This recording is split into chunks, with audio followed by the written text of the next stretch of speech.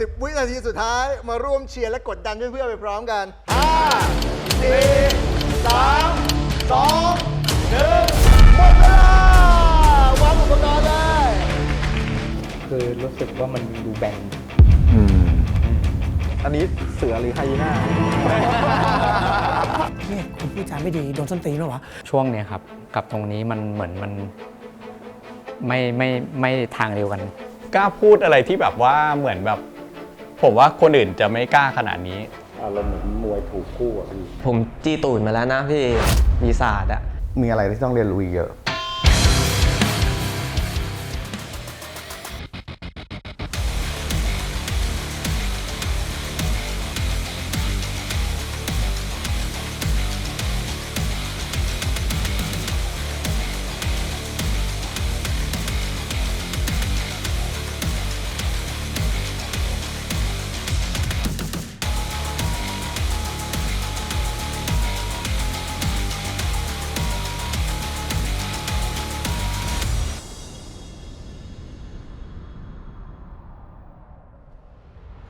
ตอนนี้ช่างกับหุ่นพร้อม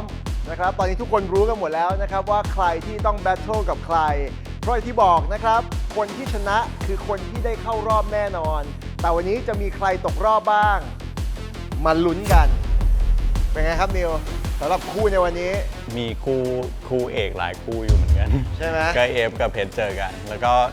ไมค์กับท็อปก็น่าสน นะฮะ ถ้าทุกคนพร้อมแล้วผมเริ่มจับเวลานะครับ ลุย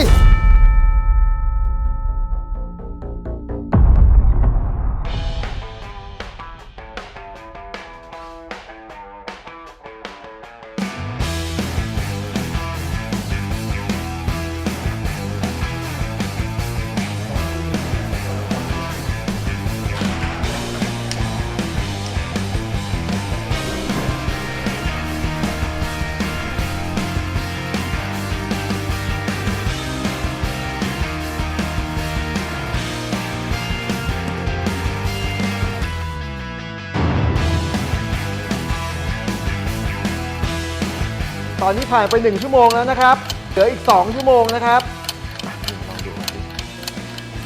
ท็อปวันนี้เป็นไงบ้าง ก็ตามมาตรฐานเขาปกติครับ แต่ที เดี๋ เนี้ ยวดูว่าเนื้องานเขางัดอะไรพิเศษขึ้นมาครับ แต่ทีเนี้ยระยะเวลาเหลือแค่2ชั่วโมงกับงานชิ้นนี้ละเอียดอยู่เหมือนกันนะทันไหม เกือบครับ เกือบนะ ใช่ครับ แต่ว่าอย่างที่เรารู้กันนะท็อปเนี่ยเขาสามารถที่จะทำให้มันเกิดขึ้นได้ ใช่ ชิ้นแรกเลยเนี่ยใน EP 1เนี่ยคือถือว่างานชิ้นใหญ่มาก ครับ และสามารถซัดเสร็จได้อะใน3ชั่วโมงอ่ะ ครับ ผมว่าเรื่องเวลาสำหรับท็อปไม่มีปัญหา แต่ปัญหาของท็อปคืออะไร ก็เจอกับไมค์ด้วย เจอกับไมค์นี่ถือว่าท็อปของการแข่งขันในครั้งนี้นะ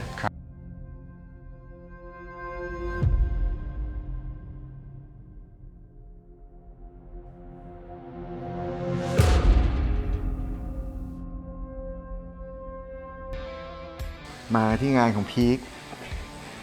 ผมว่าด้วยความที่เป็นตัวพีคอะฉะนั้นสไตล์อะในการแข่งขันครั้งนี้ชัดเจนมากเลยนะเพราะเขา ใช่ครับ ดีไซน์แบบตัวตนเขาชัดเจนมาก ใส่กรอบเข้าไป อืม ตัดบางส่วนของหน้ามาใช่ อืม เข้าแก็บพอดีนะ ตาหวานมาเชียว โอ้ตาหวานมาเชียว แมวน้อย คือหลังๆอามเขาจะเนื้องานพัฒนาขึ้นไปอีก อืม แล้วเวลาสารอะไรดูมั่นใจครับ เพราะเมื่อกี้ผมดูแล้วเนี่ยอาร์มแปะสเตนซิลเสร็จช้าสุดนะ ตอนนั้นเนี่ยคนอื่นเนี่ยอย่างตัวของมายเองก็คือเริ่มไปแล้วอะ ครับ เริ่มไปสักพักหนึงแล้วอะ ครับ แต่ผมมาดูก็ว่ะ อืม ก็เข้ารูปเข้ารอยนะ ครับ ก็เห็นจากโครงหน้าที่คัดก็มีแววดี 2 ชั่วโมงนะ อีก 2 ชั่วโมงอาร์ม ครับ ไหวนะ สบายเลยนะเท่มากเท่มาก อันนี้แก็บเยอะพี่ มีเล็กมีน้อยเข้าไปตามร่อง อืม มีความแบบ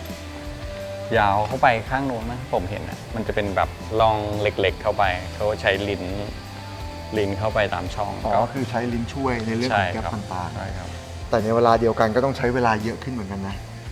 ด้วยครับ อืม ก็จะมายากต ตอนเข้าแก๊ปนี่แหละพี่รูปเนี่ยรู้สึกเป็นแก๊ปที่ต้นๆเหมือนกันที่ยากครับ ผมว่าเรื่องเวลาเขาไม่ต้องห่วงเลยนะนี่ถือว่าเขาเดินงานไปเยอะแล้วนะ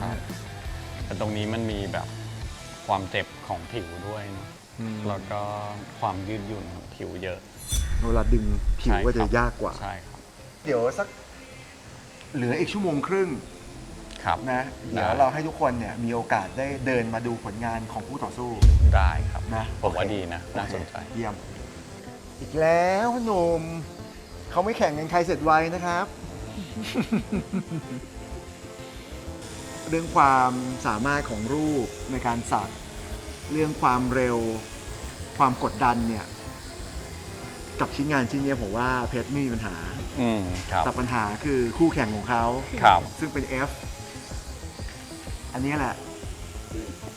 มันจะแก้กันยังไงวะ ถ้าเอฟมันผ่านได้วันนี้มันฆ่าไป2 คนเลย นี่ก็ถือเป็นชิ้นใหญ่เลยนะครับ อันนี้แก๊ปแบบพอดีมาก ผมว่ามันดูดสายตาแก๊ปมากเลยนะพี่ปอรูปเนี่ยเพราะว่าไอ้เส้นที่เขาเบี่ยงอ่ะมันฉลับลงมาพี่ปอเห็นปะพอดีไปอะไร ตรงนู้นเข้าอีกตรงข้างบนเข้าอีก ตรงข้างนี้เข้าอีกอะไร ก็คือแก๊ปของเขาเนี่ยทำได้เต็มทั้ง3 ใช่ ทั้ง3ทิศ เพราะว่างานไม้มันเป็นเหมือนปรสิตอะพี่มันยืดได้หมดน่าจะได้เปรียบตรงนี้ด้วย มีอะไรจะบอกท็อปเขาหน่อยไหม อย่าเทียบน้ำตา โอ้โห ความพุ่งความทะเยอทะยาน ซึ่งมันก็เราเห็นมันมีไฟพวกนี้มันก็ดีว่ะ ชิวพี่สบาย คือตอนนี้งานเอฟเนื้องานมันละเอียดเข้าไปอีกโ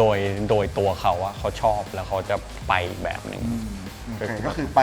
ปให้สุดในสิ่งที่ในสไตล์ที่ตอนนั้นเขาอินกับสิ่งนั้น ใช่ครับ แล้ว F เป็นไงวะ หนักใจอยู่พี่โกรธรายการอยู่พี่ อย่ามาโกรธพี่ไม่มีใครจับคู่เราด้วยนะ ดันเป็นคนสุดท้ายที่ต้องมาเจอกันพอดี โอ้แล้วแม่งเป๊ะเลย แต่ว่าดูจากงานแล้วสบายๆเลยนะ สบายนี่หมายความว่าเสร็จทันแน่นอน ใช่ครับ แต่เดี๋ยวต้องมาดูอีกทีว่าถ้าเกิดมาเทียบงานกับเพชรแล้วจะเป็นยังไง ครับ ก่อนช่างจะมาสักคือช่างจะไม่รู้เลยว่าไอ้ตรงแกปฟิลเลอร์ที่ต้องมาทำในวันนี้เนี่ยชิ้นมันประมาณไหนอยู่จุดไหน ครับ ซึ่งแบบเองหรือว่าหุ่นเองเนี่ยเป็นคนเลือกช่างแล้วก็เป็นคนบอกช่างด้วยว่าอยากได้จุดนี้เดี๋ยวเพิ่งเริ่มเลยเหรอทำไมถึงช้า ล แต่ด้วยไซส์เขาไม่ใหญ่มากไง ำครับ นะผมว่ายังไงก็ทันแหละอีก2 ชั่วโมงอ่ะคู่แข่งเราคือใครนะเจใครนะพีคโอ้ สบายป่ะเจ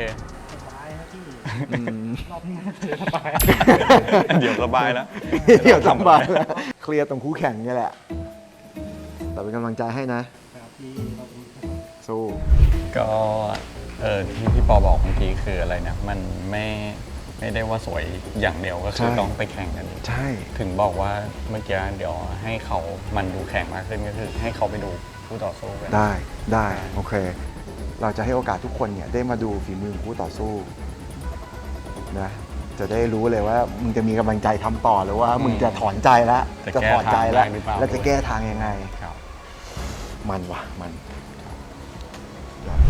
ตอนนี้เราจะเบรก10 นาทีนะครับ อย่างที่บอกกันไปจะให้คู่ต่อสู้เนี่ยมาเห็นงานของกันและกันเนาะจะได้รู้ว่าอีก1 ชั่วโมงเนี่ยแผนของเราจะเป็นยังไงต่ออ่ะเป็นไงบ้างอันนี้คืองานของมาย ใช่ครับพี่ นะพี่ท็อปมาดูดิรู้สึกไงบ้าง สบายตัวนี้กินขาดเลยเนี่ยพี่ถ้างับอ่ะ นี่ถ้าเกิดว่าเสือ งับไม่ไหว ลีโอ2 ตัวนี้มาต้องต่อสู้กันเนี่ยไอตัวนี้แดกขาดแน่นอนชนะแน่นอน เขาไม่ถึงด้วยซ้ำเนี่ยติดเงี่ยงเลย แล้วตัวท็อปท็อปมีความรู้สึกไงพอเราเห็นงานของมายแล้วมั่นใจเปล่า ก็ดูตอนเสร็จครับ ผมพี่ยืนอยู่ตรงไหนผมพี่ยืนอยู่ตรงไหนตรงนี้โอ้โหนี่ไหวไหม ไม่ไหว ไม่ไหวนี่คืองานก็ไม่ไหวหรือว่าเราไม่ไหว เราไม่ไหว โอ้โหพูดกันไม่ได้ ไว้ทันอยู่แล้วลงเอาแป๊บเดียวเองจริงว่าของพีคน่ารักแล้วของเจทำน่ารักเหมือนกันเลย ยังไงบ้าง โหดครับ โหด ใช่ครับ โ แต่จริงๆแล้วอ่ะเราไปชมงานเขาไม่ได้นะเราคิดว่าเราพร้อมที่จะทำผลงานนี้หรือเปล่า ก็พอตัวอยู่ครับ เอาเดี๋ยวเรามาดูงานของปอนเขาหน่อย ลิ้นมันสั้นไปนะอ๋อ ลิ้นมันสั้นไปอาร์มกับบู๊มาดูกันดูแบบของอาร์มก่อนเป็นไงบ้างเห็นแล้วเป็นไงรู้สึกไงบ้างบู๊ เฉยครับพี่ เฉยเลยเหรอเกือบดูไว้ก็เฉย ใช่ อาร์มรู้สึกไงฮะกับแบบของบู๊ อันนี้มันไลแคนนะมนุษย์หมาป่า โอ้ยเฮ้ยแต่เขาโหดอยู่นะเคสเอฟรุ่นใหญ่ทั้งคู่นะเราใหญ่ก็โหดอยู่นะครับมีอะไรจะพูดกับเขาหน่อยเปล่า ก็อันนี้เสือหรือไฮยีน่าครับ อ่ะมาดูงานของคุณ นี่เสือแมว โอ้ มันเหมือนแบบว่าเราก็แค่มองว่าเราพยายามทำออกมาให้มันเป็นเสือดาวมากที่สุด แต่เราเห็นงานของช่างเอฟอย่างเงี้ยเราก็รู้สึกว่าเฮ้ยนี่มันตัวอะไรวะมันหมาหรือเปล่าวะ ตอนแรกเทสบอกว่าเสือผมเป็นไฮยีน่าใช่ป่ะ เสือเพชรก็เหมือนแมวเหมือนกันนะใช่ไหม ต้องจับตรงเนี้ยด้วยไม้นิดเดียวอ่ะ ไม่ลุกอ่ะคือก็ต้องเฟดอ่ะ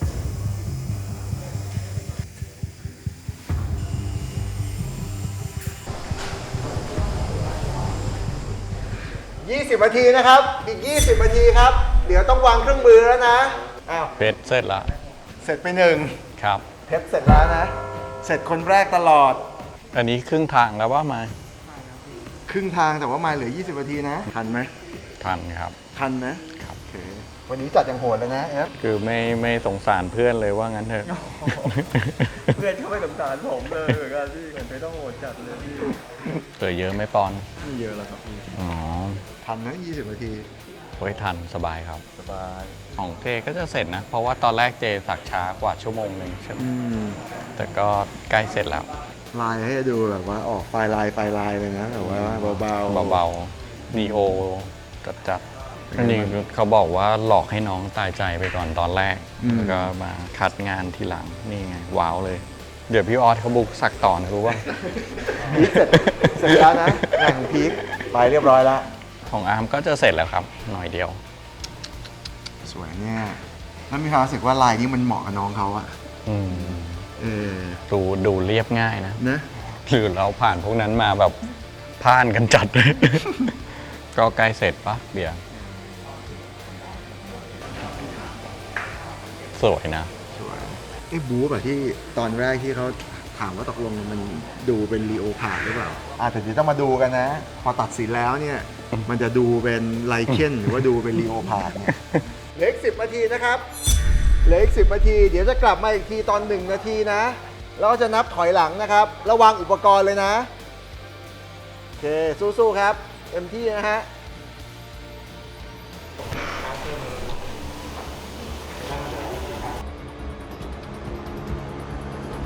เอาละ10 วินาทีสุดท้ายมาร่วมเชียร์และกดดันเพื่อนๆไปพร้อมกัน 5 4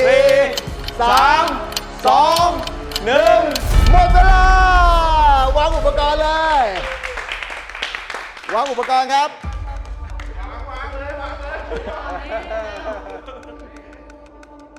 เป็นไงกันบ้างครับ ชาว Tattoo Warrior ถึงเวลาแล้วนะที่เราจะมาตัดสินกันนะครับกับ Battle ในวันนี้นะ แต่ก่อนอื่นเลยนะครับ เดี๋ยวจะเชิญคณะกรรมการเนี่ยมาแนะนำตัวกันหน่อย เริ่มคนแรกเลยนะครับนายกออสครับดีไวอินครับสวัสดีครับสวัสดีครับสวัสดีครับ การเรียนไม่ว่าจะเรียนวิชาชีพอะไร มันเป็นการเรียนรู้ที่ถูกต้อง เพราะว่างานสักมันมีเรื่องความสะอาดมาด้วย คุณต้องรู้ว่ามันทำไงไม่ให้ติดเชื้อทำยังไงต้องปกป้องตัวเองปกป้องลูกค้าอะไรพวกนี้ครับ มันไม่ใช่ศิลปะอย่างเดียว มันต้องรู้เรื่องของสุขภาพด้วยเรื่องของความสะอาดด้วยครับ คนต่อไปนะครับช่างต้นโลนูครับ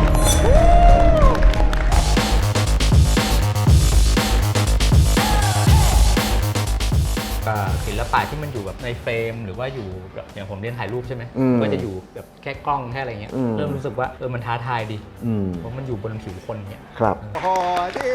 คนนี้นี่ก็หาตัวจับยากเหลือเกินเบยได้คิวมาทั้งสองคนเลยขอบคุณมากเลยนะครับ เรามีแขกรับเชิญอีกหนึ่งคนนะครับป้าบาร์บี้ครับโอ้โห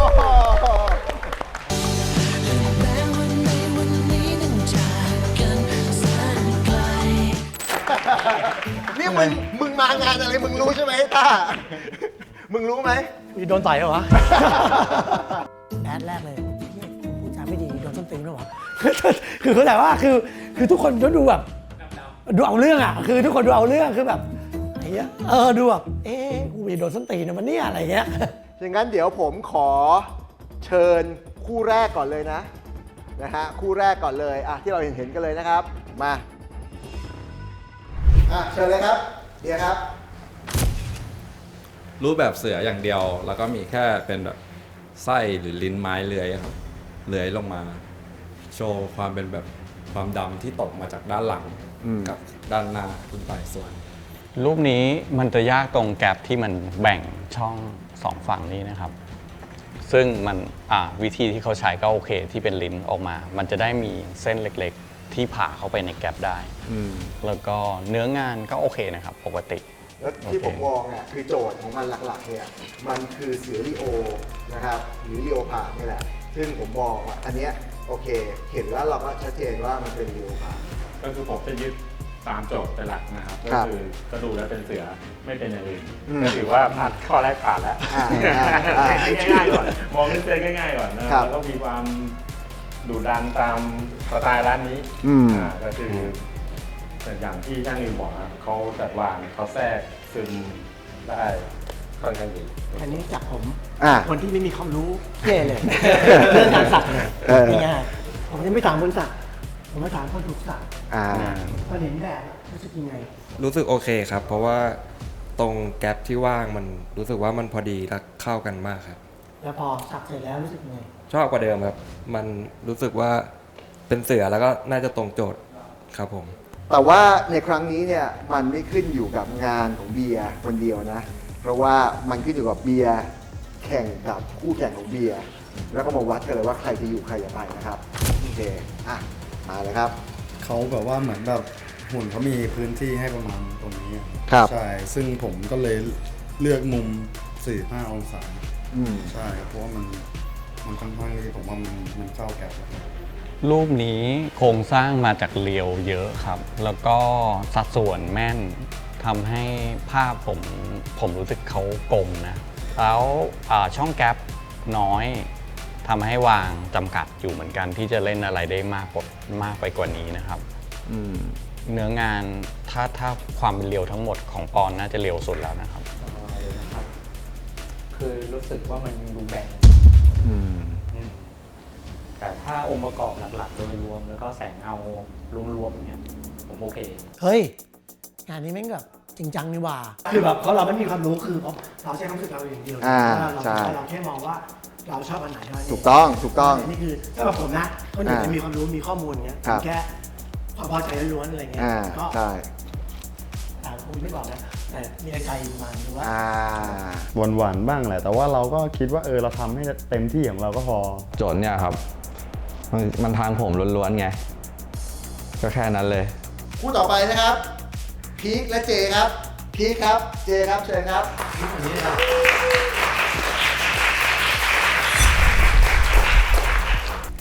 พีคพรีเซนต์ก่อนเลยครับ ส่วนตัวพี่รู้สึกว่าสเปซที่พี่ได้มามันค่อนข้างเล็กแล้วก็รู้สึกว่าการเล่นเต็มตัวหรือว่าเล่นแต่หน้ามันน่าจะไม่ค่อยลงก็เลยยัดเข้าไปในวัตถุแทนนะคะซึ่งหัวใจที่ใส่มันเป็นความชอบส่วนตัวคือเราชอบฟอร์มรูปหัวใจอยู่แล้วมันดูแบบน่ารักแต่ว่าพอเราทำเป็นขาวดำมันดูแบบไม่หวานมากขนาดนั้นนะคะก็เลยเอามารวมกันอันนี้เพอร์เฟกเลยนะครับสำหรับผมงานก็เนี้ยบตามสไตล์พีคที่เขาชอบทำอะไรเนี้ยบแล้วแก๊ปที่มองเราเห็นแก๊ปผมก็นึกถึงรูปหัวใจก่อนนะที่มันเป็นทรงมันไปได้แล้วก็พอดี จัดการกับแกะได้ดีมากๆ ในเวลาที่จำกัดขนาดนี้แล้วทำได้เนียบขนาดนี้คืออันนี้ต้องเชย ขอบคุณค่ะ คือพี่ต้นโลนูบอกว่างานเนี้ยบแค่นี้ก็ดีใจขี้แตกอะค่ะคือแบบว่าคนที่งานโคตรเนี้ยบอะมาบอกว่าเรางานเนี้ยบในแบบเวลาเท่านี้ก็คือดีใจมาก มาที่คนต่อไปเลยเจ ก็เป็นเสือดาวเนี่ยครับแล้วก็พยายามเหมือนจะเล่นกับพื้นที่แล้วก็พยายามลงแก๊ปให้ได้มากที่สุดนะครับผมก็เป็นสไตล์แบบ DO ครับแต่ว่าจะไม่ได้ใช้เส้นที่มันจะแบบเรียบขนาดนั้นอะไรเงี้ยครับ คือส่วนตัวเนี่ยผมว่าด้วยสไตล์ของเจเนี่ยมันค่อนข้างแตกต่างนะวิธีด้วยน้ำหนักด้วยเส้นอะไรอย่างเงี้ยทีนี้มันต้องใช้เวลาปรับตัวนิดนึงอะเพราะว่าพอมาจำพอมาอันนี้ปุ๊บอะผมมีความรู้สึกมิติแม่งหายไป แต่พอเข้ามาดูใกล้ๆแล้วผมว่ามันก็น่ารักดีมันก็เหมาะกับงานที่แบบอยู่บนตัวผู้หญิงอะ ผมว่าเขาเป็นก็เนียบพอกันนะและแอบหวานด้วยเขานำเสนอสิ่งที่เรียกง่ายๆอ่ะแต่ถ้าดูจริงๆแล้วก็ไม่ง่ายนี่เขาใส่ใจนะดูองค์ประกอบงานดีมาก มันยากอยู่แล้วพี่แบบถ้าแข่งกับพี่พีกอะ โอ้ยพี่ว่าเจเป็นคนที่ทำงานเนี้ยบแล้วก็ละเอียดค่ะ แต่ว่าแบบว่าเหมือนบางทีอาจจะเก่งหรือว่าเครียดกับเนื้องานมากเกินไป ไม่ท็อปครับ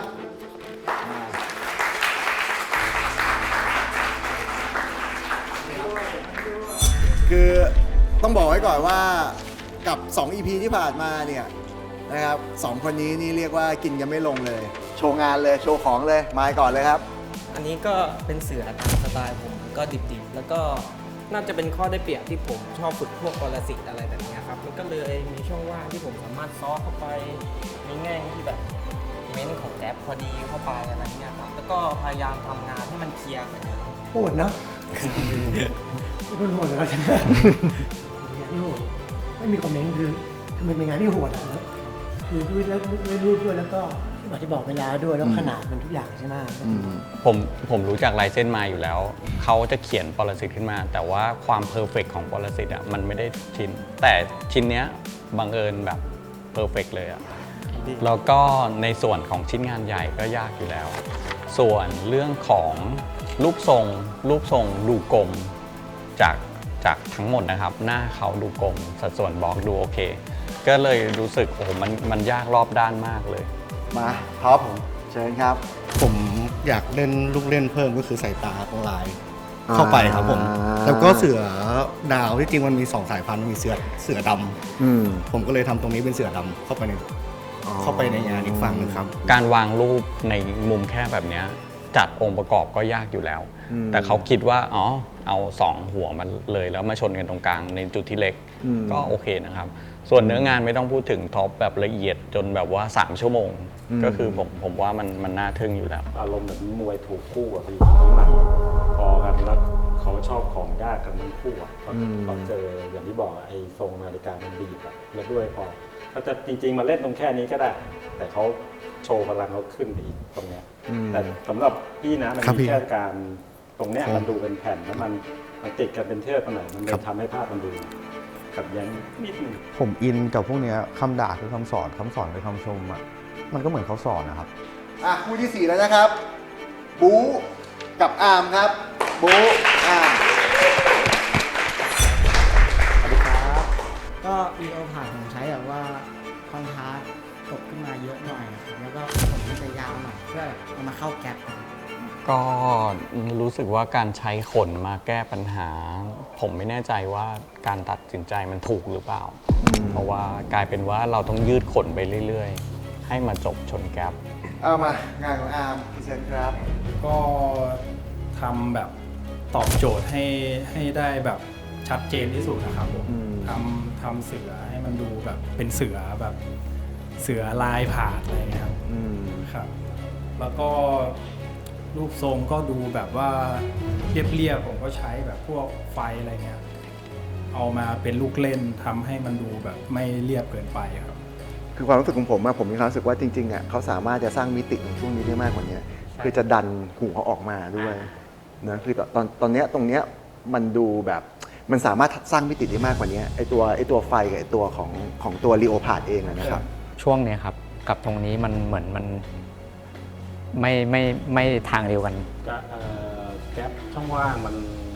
ติดไปนิดหนึ่งแล้วก็อันนี้น่าจะทำตั้งใจให้ทำมันดูแบบไฟซ้อนกันใช่ปะครับไอ้เส้นนี้กับเส้นเนี้ยใช่ไหมมันดูแล้วพอผมที่มามองไอ้ตรงเส้นเนี้ยมันขาวมันโดดมันค่อนข้างแบบโดดกระด้างไปนิดหนึ่งแค่นั้นครับ ก็คู่นี้เป็นคู่สุดท้าย แล้วก็ต้องบอกว่าเป็นรุ่นใหญ่ของ NT Tattoo ทั้งคู่เลยนะ F กับเพชรครับ F ทางด้านนี้เลยเพชรทางด้านนี้ เอาเป็นว่ามาดูกันว่ารุ่นใหญ่ทั้งคู่มาเจอกันเนี่ยงานจะเป็นยังไงนะครับเริ่มจาก F ก่อนเลยครับ ก็จากโจทย์ที่ได้รับนะครับพี่เป็นเรียวผ่านนะครับพี่แล้วก็ทีนี้ผมมีสไตล์ที่ผมทำอยู่เป็นประจำอยู่แล้วครับพี่ครับแล้วผมก็แค่ทำแบบว่าเอาสไตล์ของผมอะทำกับเรียวผ่านเฉยๆครับพี่โอเคมันก็จะเป็นแบบเซอร์เรียวหน่อยครับนี่ฟอร์มคุณกลับมาท็อปฟอร์มอีกครั้งยังไงนะคือมันหายากไงดิบเถื่อนแต่มันสะอาดคือเข้าใจว่าอยากจะจัดการกับช่วงแกปอันเนี้ยครับแต่ทีเนี้ยพอเวลาเรายืนปกติแบบนี้ครับความน่าสนใจตรงส่วนนี้มันถูกไปอยู่ข้างในแค่นั้นเองแต่ส่วนเรื่องเทคนิคดีเทลคอมโพสทุกอย่างผมโอเคเลยนี่ติดแค่นั้นอันนี้อันเดียวผมไม่สนใจเลยว่ามันจะอยู่ข้างในข้างนอกอะไรเงี้ยผมดูรวมๆแล้วว่าผมว่ามันไอ้ตรงเนี้ยมันดูนั่นดีอ่ะมันดูแบบมันเราดูแล้วตกใจอ่ะมันดูแบบมันทำเสร็จแล้วผมแม่งโหดว่ะอะไรเงี้ยมันแม่งเจ๋งว่ะอะไรเงี้ยนี่คือรู้สึกแบบนั้นนะขอบคุณครับพี่คือเราแบบเรามองว่าสำหรับเราแค่นี้ก็เพียงพอแล้วอะไรเงี้ยโอเคเรียบร้อยมาเลยครับเพชรครับก็แคบยาวครับผมก็คิดว่าหน้าน่าจะไม่พอครับเพราะถ้าทำหน้านี่แม่งเล็กแน่นอนก็เลยรู้สึกว่าแบบถ้าเราทำที่เราถนัดก็คือเล่นทั้งตัวไปเลย แล้วก็ทำเป็นให้มันแบบดูออกมากที่สุดประมาณนั้นแหละครับแล้วก็จะมีพวกเสียบไม้เสียบเป็นเหมือนพวกหอกพวกอะไรเงี้ยครับแทงเข้าแกปแค่นั้นนะครับประมาณนั้นดูแบบทั้งหมดนี่เป็นคนแรกที่ทำเป็นทั้งตัวแล้วใช่ป่ะใช่ไม่มีใครทำเป็นทั้งตัวนี่คนแรกนะครับก็ใจถึงกันนะมันก็ไม่ใช่ง่ายนะทั้งตัวถูกปะล่ะคือมันโอกาสที่มันจะวาวคอมโพสอะไรแล้วแต่อันนี้เกี่ยวไม่รู้นะแต่ว่าเขาเป็นคนแรกอีกแล้วที่เสร็จถือว่าจัดการกับความยากของพื้นที่ได้ดีครับครับผมแล้วก็เหมือนว่ามองงานขาดว่ามันควรจะต้องเป็นทั้งตัวแล้วยืดเหยียดไปแบบนั้นอันนี้ชมเชยครับรู้สึกเหมือนกันว่าด้วยแกปตรงเนี้ยผมว่าถ้าเกิดมาโฟกัสจุดใดจุดหนึ่งเนี่ยมันก็คงจะไม่เพอร์เฟกต์เหมือนรูปนี้คือแบบว่าผมว่าเขาตัดสินใจได้ดีมากที่เลือกทั้งตัวอย่างเงี้ยตอนนี้พวกเราก็ถึงเวลารวมกันมันกว่ากันแล้วนะฮะทุกคนก็มีเครื่องดื่มสุดยอดเครื่องดื่มเหมือนกันนะแต่ถึงเวลาแล้วแหละที่เราจะมาดูกันว่าใครบ้างที่จะเข้ารอบหรือว่าตกรอบในวันนี้นะครับผมมั่นใจเลยว่าคนดูทุกคนเนี่ยคณะกรรมการทุกคนโดยเฉพาะอาจารย์นิวเนี่ยได้เห็นความสามารถของน้องๆกันอย่างเต็มที่จริงๆต้องยอมรับคือตั้งแต่ EP แรกมาจนถึง EP 4 นี้เนี่ยอาจารย์นิวเขามีความรู้สึกว่ามันมีอะไรหลายๆอย่างที่ไม่คิดว่าจะเกิดขึ้นได้แล้วพวกเราแม่งทำกันได้ฉะนั้นเนี่ยผู้ที่เข้ารอบ5คนผมขอเชิญตรงกลางเลยครับเบียร์ครับ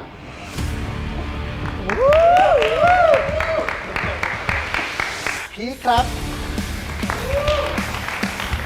ท็อปครับ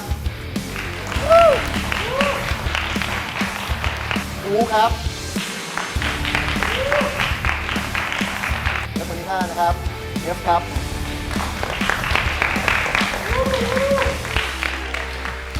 พวกคุณเข้ารอบไปรวมกันมันกว่า2เราได้เลยครับก็ที่เราเห็นกันไปเนาะแข่งทั้งหมดทั้ง5คู่นะครับก็ต้องยอมรับว่าด้วยคะแนนออกมาแล้วคุณคือผู้แพ้อย่างไรก็ตามในรอบต่อไปเราต้องการทั้งหมด8คนในการแข่งขันใน EP 5 EP ต่อไปฉะนั้น2คนเท่านั้นนะครับที่จะตกรอบในวันนี้และออกจากการแข่งขันไปผมมั่นใจว่าคณะกรรมการทุกคนคิดว่าพวกคุณทำได้ดีมากๆทำได้ดีมากด้วยกับสถานการณ์ที่มันโดนบีบกับการดีไซน์กับการสักกับกฎกติกาต่างๆที่ไอ้เหี้ยมันไม่ควรจะมีอย่างเงี้ยแต่อย่างไรก็ตามนะครับทุกเกมการแข่งขันมันก็จะต้องมีผู้ที่ออกจากการแข่งขัน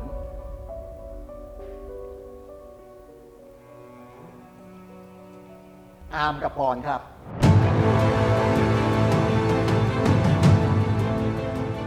คือจริงๆผมย้ำว่ามันคือเกมแล้วก็เราเล่นไปตามเกม ส่วนชีวิตจริงเหมือนเดิมก็คือเรายังฝึกสกิลให้เก่งกว่านี้ได้ แล้วก็ผม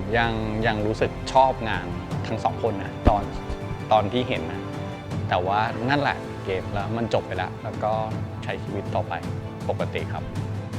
ดีนะที่นิวรู้จักอะไรแบบนี้อย่างน้อยก็กระตุ้นน้องๆทุกคนช่างทุกคนแหละ ทำได้ขนาดนี้ก็ถือว่าเราได้ฝึกในหลาย ๆ รูปแบบในภาวะแรงกดดันสูงแบบนี้ ครับ เดี๋ยวพอเวลาเรากลับไปทำงานปกติเนี้ยสกิลอัพแน่นอนครับ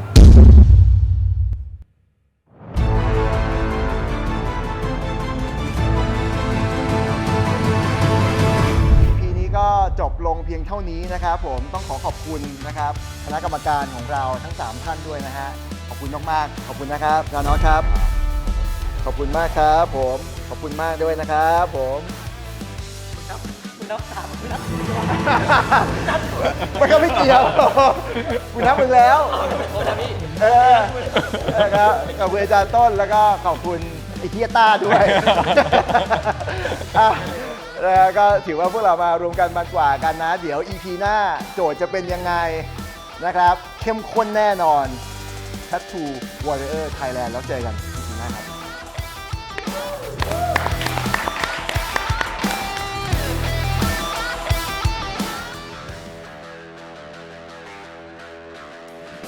นี่ดูงานซะก่อนสวยมากเจ๋งมาก ช่างสักออกมาได้สวย 100% อย่างนี้ คุณต้องดูแลรอยสักของคุณหลังการสักให้ได้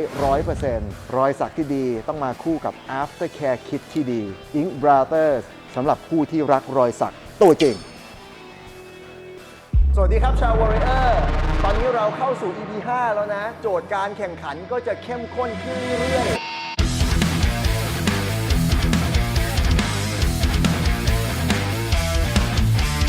ตัวรอดที่สุดมาที่รู้สึกว่าตัวเองช่ำเรื่องอะไรมากที่สุดเอามาใช้ กันตรงที่ความเจ็บปวดผมไม่คิดว่าจะเจ็บปวดขนาดนี้ ต้องมีใครสักคนตายก่อน ไม่ช่างก็หุ่นสักคนนึงอะ เที่ยแล้วกูจะไหวเหรอวะ